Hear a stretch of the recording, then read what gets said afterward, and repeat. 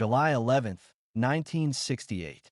6:18 p.m. Harlem stands shoulder to shoulder outside St. Martin's Episcopal Church at 122nd Street and Lenox Avenue.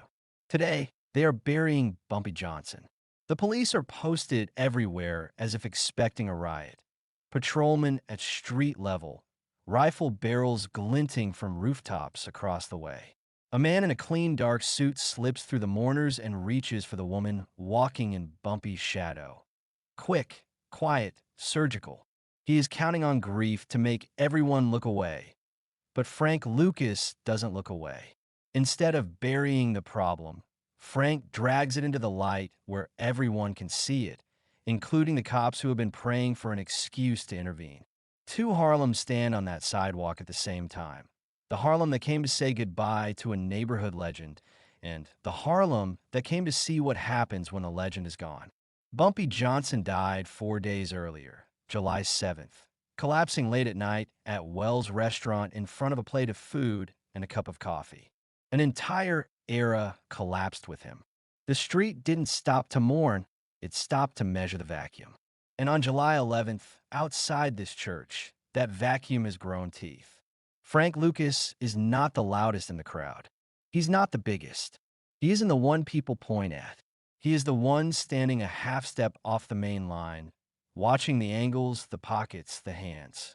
According to Lucas himself, he had been under Bumpy's wing, close, trusted, useful, though that closeness has been questioned over the years. But what is not up for debate is what Frank understood in that moment. When a king dies, the first assault isn't always a bullet. Sometimes it's disrespect. Sometimes it's a hand in the wrong place at the worst possible time. The woman, Bumpy's woman, as the neighborhood said it, as if possession meant protection, moves within a small cluster. These aren't bodyguards in matching suits. This is family, friends, people who know her face, her grief, her rules. Her eyes are down. Her jaw is locked the way a person's jaw locks when they refuse to cry in public, because public crying feels like giving away territory. The man in the clean suit doesn't look like a mourner. He looks like someone who studied mourners. His shoes are too spotless for Lenox in July. His hair is too neat for a man who's been pressed in a crowd for an hour. When he steps in, he doesn't hesitate like someone afraid of bumping the wrong shoulder. He moves like a man accustomed to shoulders getting out of his way. Frank clocks him before the man is close enough to touch her. Not because Frank is psychic, but because Frank lives in the details that other people call nothing. The way the man's left hand remains empty and relaxed. The way his right hand is already shaped for the grab. Fingers half curled, ready to clamp down on a strap, a clasp, a purse, or a bracelet. Whatever is easiest to take in one motion. The man waits for the perfect moment. A surge of bodies as the church doors open. Overlapping condolences, a shouted name, a camera flash from the street. 3 seconds where everyone is distracted and nobody wants to be the person who makes a scene at a funeral. His hand goes in, and Frank moves as if he's been waiting for permission. He doesn't shout. He doesn't ask. He doesn't look for help. Frank steps in the man's space and seizes him by the collar and the back of the neck, hard enough to freeze him, controlled enough to keep it from becoming a brawl. The man's chin jerks up, his eyes widen not with pain, but with the shock of being touched by someone who isn't afraid to touch him. Frank pulls him out of the flow of mourners, not toward a private corner or a hidden hallway, but straight into the open seam of the sidewalk where the crowd naturally parts. It's as if the street itself is making room. The sound changes. When 1,000 people are talking and something real happens, the noise doesn't stop. It drops. Conversations die mid-sentence. Laughter vanishes. Even the cars seem to quiet down, as if engines can sense trouble. Across the street, a uniformed officer shifts his stance. On the roofline, a silhouette leans forward. Someone is watching through binoculars. The police came ready for a fight because the city never trusted Harlem to grieve without a riot. And now they see Frank Lucas with his hand on a man's neck, and you can almost hear their thoughts. Let him swing. Let him cross the line. Give us a reason. Frank knows they are watching. Not because he's paranoid, but because Frank always knows when eyes are on him. He turns his body so the cops can see his face clearly. He doesn't hide. He presents himself. The man tries to twist away, but Frank's grip tightens just enough to remind him who owns the next 10 seconds. Frank's voice is low, not a preacher's voice or an orator's voice, a street voice, the kind of voice that doesn't need volume because it has certainty. You picked the wrong place, Frank says. The man swallows. His mouth opens, but no sound comes out. He's trying to decide which story to tell, which line might save him. Frank leans in, speaking so the man can hear him, then turns his head slightly so the crowd can hear too. You picked the wrong woman, Frank says. Now, people are fully facing them. Men with hats in their hands. Women clutching purses tight. Kids perched on stoops as if they smell something electric. Somewhere in the crowd, someone murmurs Bumpy's name like a prayer and a threat in the same breath. The man forces a laugh that comes out thin. It ain't like that, he says. It was...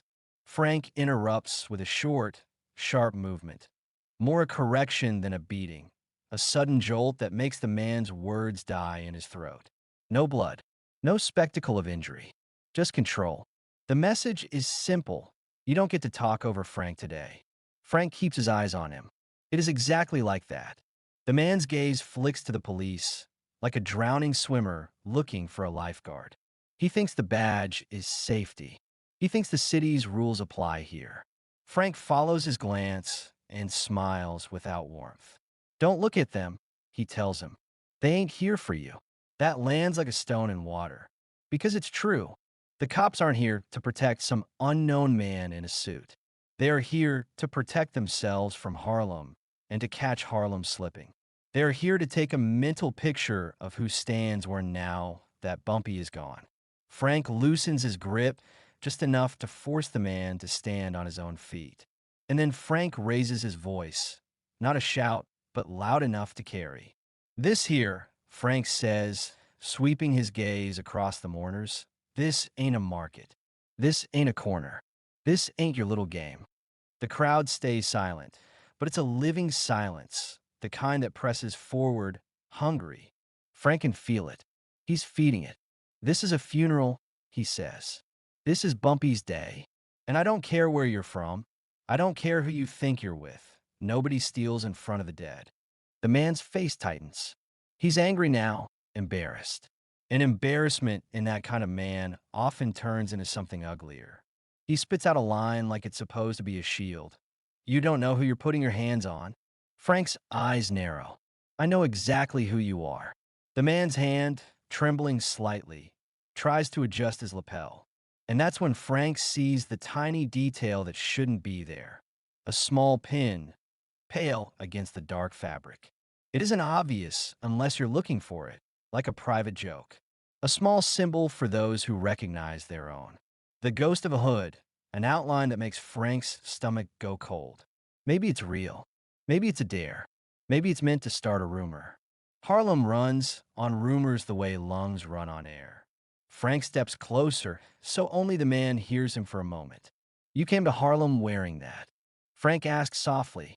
The man's eyes flash. He realizes Frank saw it. And for a second, he looks proud, as if he wants to be seen, as if he wants the insult to land. Frank straightens up again, addressing the sidewalk like it's a courtroom. You hear me, he says, pointing not at the man, but at the air. You hear me, all of you? He pauses. Not for drama, but for ownership. He lets the pause become a rope, and he pulls the whole street into it. Nobody touches Bumpy's people, Frank says. Not today, not tomorrow, and not because you think the crown fell on the floor. A murmur ripples through the crowd. It isn't applause. It's recognition, because Frank didn't say, I'll protect them. He said, nobody touches them, as if the rule already exists. As if he's only reminding them. The police across the street watch his mouth. They don't like this. It looks like leadership. It looks like a man stepping into a vacuum and filling it with his voice. The man tries one last time to wriggle out with a threat. You make this a thing. You're going to have a problem, he says. You don't know what you're starting. Frank nods once, as if appreciating the honesty. Then he gives the man another quick, controlled correction, enough to fold his bravado without turning the sidewalk into a brawl. Again, no gore, no chaos, just a reminder of gravity. Frank's tone doesn't change. That is what makes it terrifying. You already started it, he says. You started it when you decided this neighborhood was soft because a man died. He turns slightly, his profile facing the church, the hearse, the woman standing stiff with grief. Now Frank's words are clearly not just for the thief. They are for every rival crew in the crowd, for every outsider thinking about moving in, for every cop with a notebook in his head. This is how it's going to be, Frank says. You want business, you come correct. You want respect, you show it. And if you want to steal from mourning women on Lenox Avenue. He stops, looking at the man as if deciding whether he deserves the rest of the sentence. Then you ain't leaving here the same way you came. That sentence hangs heavy and simple. It promises consequences without describing them. It's the kind of threat that invites no debate. The man's eyes dart again to the police, then to the crowd. He realizes something too late. The crowd isn't on his side. Even the cops aren't on his side. Nobody is. Frank steps in, and his voice drops back down, private again. You got two choices, he tells the man. You give it back, you apologize, and you walk away breathing. Or you make me teach you something in front of everybody. The man's mouth twitches. He wants to resist, but he can feel the crowd now. The crowd is a wall. There's nowhere to run that doesn't look like weakness. He reaches into his own hand and produces what he tried to take, whether it's a clutch, a chain, or an envelope. The specific object matters less than the act of returning it. He holds out. Frank takes it, not even looking down. He hands it back to the woman without making a show of kindness. No comfort, just the restoration of order. The woman accepts it with a small nod that could mean thanks, or it could mean nothing. In Harlem, gratitude is private. Power is public. Frank looks back at the man. Say it, he commands. The man's lips part. He starts, then stops. Frank leans in. Say it loud. The man swallows hard, then forces the words out like broken glass. I was wrong, he says. I shouldn't have. I shouldn't have touched her. Frank tilts his head. Shouldn't have touched who? The man glances at the woman, then at Frank, then at the crowd. Bumpy's people, he says. I shouldn't have. That's right. Frank cuts him off. Bumpy's people. He lets that phrase live in the air. Because it's not just a phrase. It's a claim. If there are Bumpy's people after Bumpy is dead, then someone has inherited them. Someone is taking custody. Somewhere behind Frank, someone exhales. It's the kind of exhale you make when you realize the rules just changed and you weren't in the meeting. Frank steps back and finally releases the man fully. He doesn't shove him into the crowd. He doesn't chase him. He simply points down the sidewalk, like a judge indicating the door. Walk, Frank says. The man walks. Fast, head down. He doesn't run because running would turn him into prey. He just moves like a man trying to disappear. And that's when Frank does the last thing, the thing that turns a scene into a legend. He calls after him, not yelling, just projecting. And take that little pin off your coat, Frank says. You're wearing the wrong colors in the wrong city. A few heads snap up. A few people murmur. A few people smile without humor. The man's hand flies to his lapel instinctively. He realizes the whole street now knows there was something there, even if they didn't see it clearly. Harlem will fill an arrest. The police across the street stay put. They don't move in. They don't have their excuse. Frank didn't give them the kind of mess they can package into handcuffs and headlines. He kept it clean enough to frustrate them and loud enough to worry them. Inside the church, the service continues. Hymns, eulogies, a preacher's voice trying to contain a neighborhood's hunger for certainty. But out on Lenox, the real sermon already happened. That night, Harlem doesn't talk about the flowers.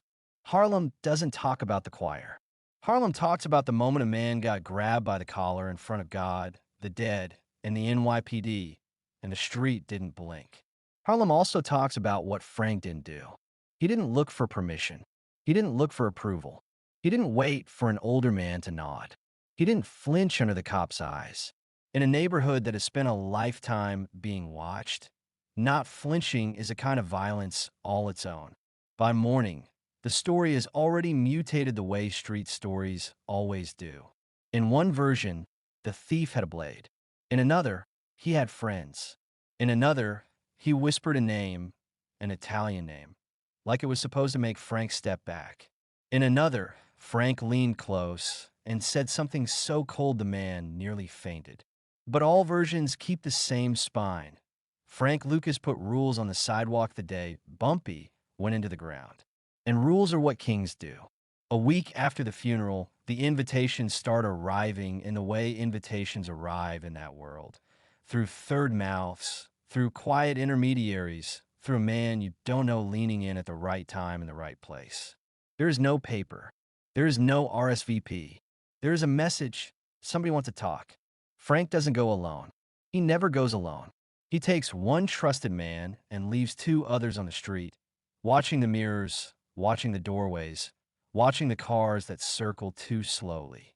The meeting is in East Harlem, not because it's neutral, but because it's close enough to be convenient and far enough to send a signal. A restaurant with a reputation for keeping its mouth shut, Rouse on East 114th Street, is one of those places people say out loud because the name itself is a warning. Baga! For the table is in the back. The light is low. The men are dressed like they could be accountants if you didn't look at their eyes.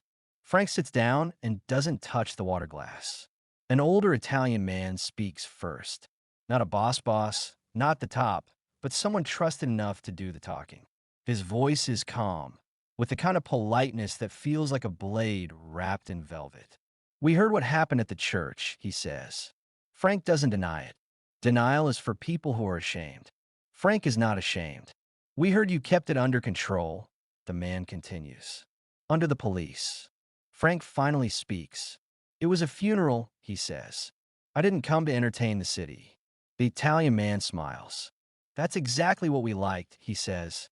"A lot of people would have made a mess. You made a point." Here's the first twist Frank doesn't say out loud. They aren't inviting him because they respect Bumpy. They're inviting him because they respect what Frank did in the vacuum after Bumpy. They're reading the same street story everyone else is reading. They just have more money behind their interpretation. They talk numbers the way other people talk weather. Percentages, routes, names of ports spoken as if they're relatives. Frank listens more than he speaks. He asks two questions, and they are both about logistics, not ego. Where? When? Who touches it? Who doesn't? The Italian man watches Frank's face, testing for greed, testing for desperation, testing for the kind of hunger that makes a man sloppy. Frank give him none of it. They leave that table with an understanding that is never called a deal, because calling it a deal would make it real in a way nobody wants on paper. But it's real. For a while, months that feel like years, everything goes the way it's supposed to go. Money arrives on schedule. Product moves with discipline. Frank pays people on time, which is rarer than loyalty. He keeps his circle tight, which is rarer than intelligence. He stays quiet, which is rarest of all. Harlem starts to treat him differently. Doors open faster. Men step aside without being asked. Women in storefronts stop talking when he walks by, then continue in a lower tone as if he's already a story. Taxi drivers who used to pretend not to see him now make eye contact and nod. The neighborhood doesn't crown you with a ceremony. It crowns you with behavior. And then comes the second twist. Success doesn't just buy you power. It buys you attention. The kind you can't bribe. The NYPD had eyes on Bumpy's funeral because they feared a riot. Medium, the detectives had eyes on Bumpy's funeral because they feared a replacement. And the federal people, the ones who don't wear uniforms and don't ask politely, had eyes on Harlem because the money never stops moving in a straight line. Frank feels it first in the smallest ways. A car that shows up twice in two different places. A phone line that clicks when it shouldn't. A man at a diner who stirs his coffee without ever drinking it. These aren't proof. They're pressure. Frank adapts. He changes routes. He changes drivers. He swaps cars. One week, a black Lincoln. The next, a beige Pontiac that nobody remembers 5 minutes later. He stops using the same entrances. He stops making the same stops. And for a while, it works. Because Frank's strongest weapon isn't a gun.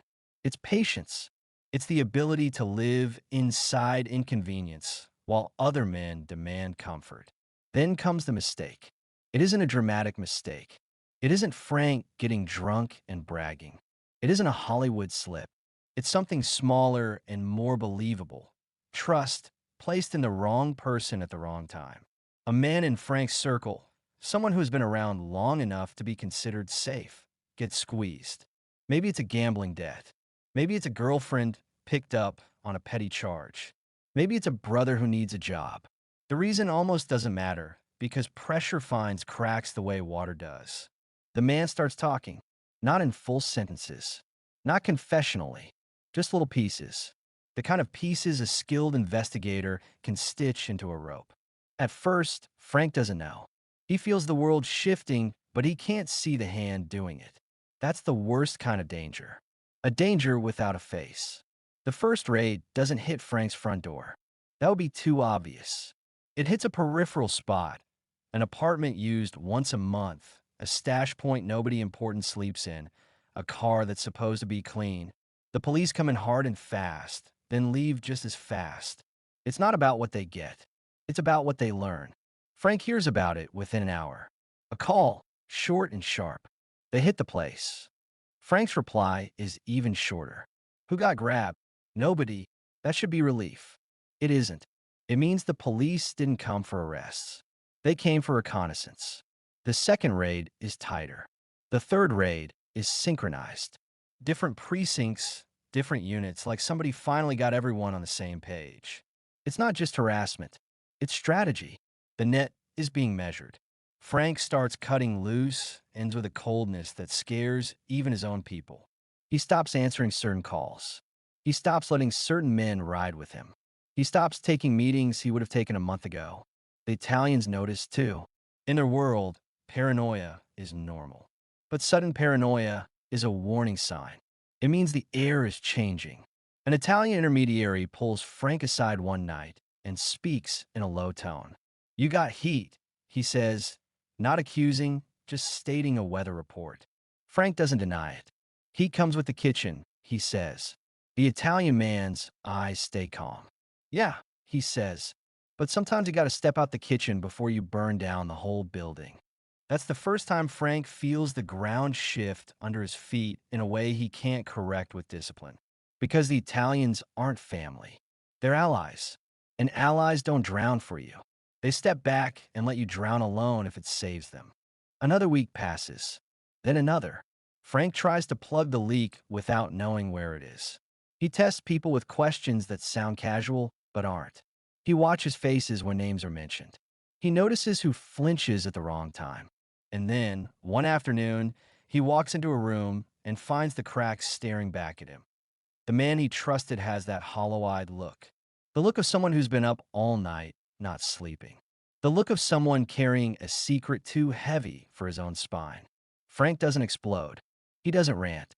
He just looks at him and the room feels colder. "You good?" Frank asks. The man nods too quickly. "I'm good." Frank holds the gaze for an extra beat. "Don't lie to me," he says softly, not angry. Final. The man's face breaks in a way that tells Frank everything without words. Frank turns away as if the conversation is over. "Get out," he says. The man doesn't move.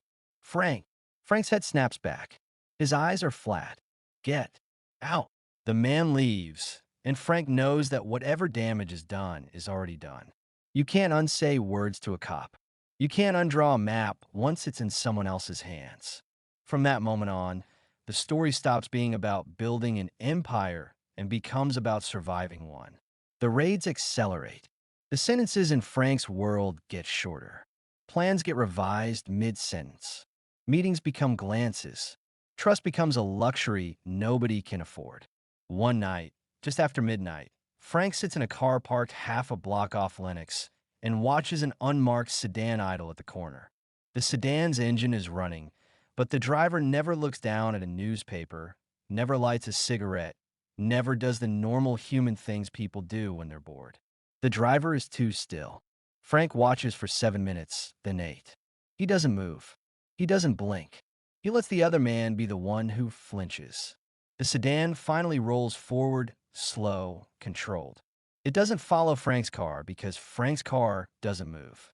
It just cruises like a shark, showing it's comfortable in the water. Frank exhales once through his nose. Not fear, assessment. By the time the real takedown comes, it doesn't feel like a surprise. It feels like gravity catching up. They hit multiple places in the same hour. That's how you know it's coordinated. A door in Harlem, a door downtown, a door in the Bronx. Phones start ringing with warnings and then stop ringing entirely as lines get cut and people go silent. Frank is 2 steps ahead of one raid and 1 step behind another. He gets out of one building through a service stairwell as uniforms flood the lobby. He gets into a car and tells the driver one street name, then changes it halfway through. He watches the mirrors like they're a second heartbeat. The Italians don't answer the phone, not because they don't care, because caring is expensive. By dawn, the neighborhood is buzzing in the same way it buzzed the day of Bumpy's funeral. Not mourning now, speculating, measuring another vacuum. Frank sits somewhere quiet, an apartment that smells like nothing, a place with no photos on the wall because photos are evidence, and he stares at his hands for a long time. Not because he's shocked, because he's doing math, because he's calculating what the city has and what the city still needs. He thinks about July 11th, the church, the sidewalk, the cops watching him like hawks. Medium, he thinks about how easy it was to become the man in that moment. How fast a neighborhood will hand you a crown if you speak with certainty at the exact second everyone is desperate for it. And he understands the cruel joke. The same public certainty that made him look like a king also made him visible. You can't be a legend and stay hidden. Legends draw light.